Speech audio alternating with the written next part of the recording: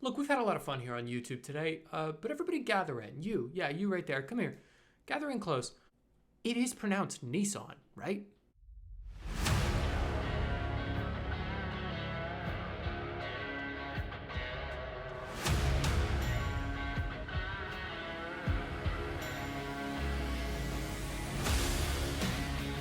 Hi, I'm John Bonjour. I'm an artist and a film enthusiast, and I want to talk about Gran Turismo.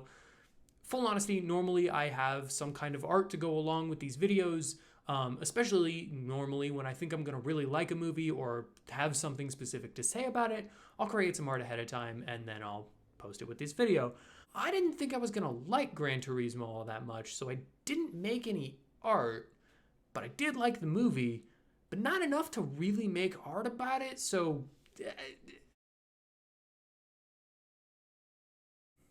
there you go. You can't say I didn't make any art for it, and I don't have to put too much work in.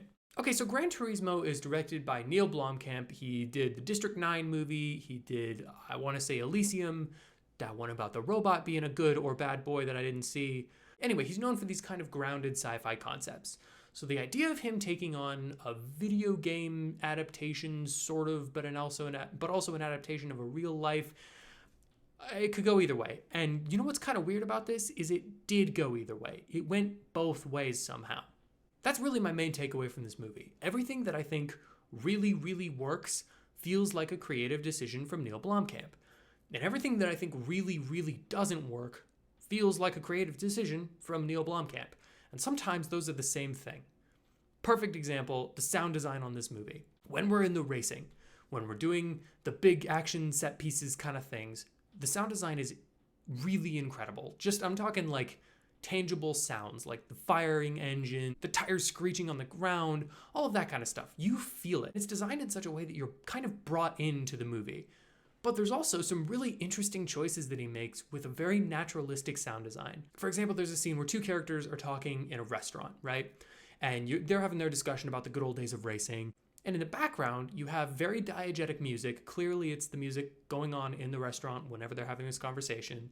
And you can hear little bits and pieces of all the conversations around them. It lends itself to being this very grounded, very realistic, you feel like you're in this restaurant with them kind of moment, which is pretty cool. Good on Blomkamp and the sound design team for creating something that I think is really unique and not usually seen in this kind of medium to big budget action video game adaptation kind of thing. On the other hand, some of the score is just terrible. I mean, like, unfathomably bad. I don't understand how you would watch the final cut of this movie and not think, well, we gotta find somebody else to do the music for this. It is ridiculous some of the time, to the point that I'm laughing at scenes that I really shouldn't be laughing at. I should be feeling feelings that they are not making me feel, and instead I think it just looks insane. Similar deal, this movie has so many drone shots. Like, we get it, Neil. You got a drone. We're very proud of you. Not to say that some of them don't work. A lot of the shots really do. I think they play quite well. But there's just so many of them, and a lot of the shots really don't feel like it was necessary to have a drone. Like, if you tend to get motion sick on, like, roller coasters, I really don't think you should see this movie because it'll kill you. It'll end your life.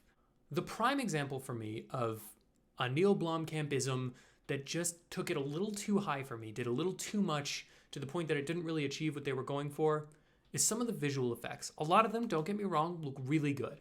I really love the way they integrate real racing with the feel and look of the game. I think that's unique. That's kind of best case scenario with this kind of movie. It could have been so much worse.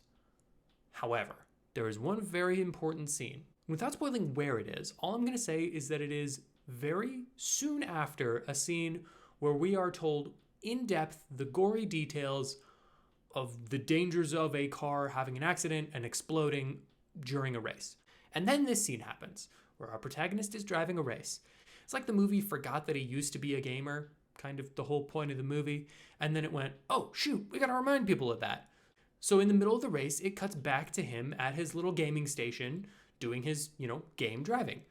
All of that is, in theory, a great idea. I think that's a creative way to do that. Kind of weird placement. Doesn't matter. Like, if you want to do that, I get it. I understand what they're going for. But the way they chose to show that is to have him driving his car and have the car break into a billion pieces, leaving just him and his console. What we were supposed to feel was this wonderment at, oh, he used to be a gamer and now he's like a real racer. And what I felt was, I'm gonna have a heart attack. This is it. This is how he dies. This is the end of the movie. The end of the movie is that he dies in a big fiery car accident. and I think that perfectly sums up this movie. It's very fun. It's a really solid time. It's definitely, I would say, worth watching. But it just doesn't quite hit the mark on everything. There's a lot of things in this movie that just feel too much or not enough. But that's where I land on Gran Turismo. I think it's a good racing movie. It's a solid time. I can't say that I would recommend it to everybody. It's definitely not elevated enough by the new Blomkampisms that I'm going out and telling all my friends they have to go see it. But if you're interested in it, I genuinely think that you'll probably have a good time with this. Thank you for watching my video and checking out my channel. If you'd like to hear more of my thoughts on movies, hear my thoughts on comics, on plants, on dinosaurs, other plants, I don't know, just hit the like button, hit the subscribe button, ring that little bell, comment down below what you want me to review, or do none of that because I am definitely not your dad. One final side note, there's a bit really early on where we're meeting this team of gamers who are all supposed to be competing to be the racer, right? And let me tell you, I've been to a lot of Comic-Cons, okay, and they cast these nerds chef's kiss. There's something about it that like it really warmed my heart to see true representation of nerds on screen, because most of the time it's like, oh, you're a nerd, and then they take off glasses and it's glasses or no glasses. These guys are nerds.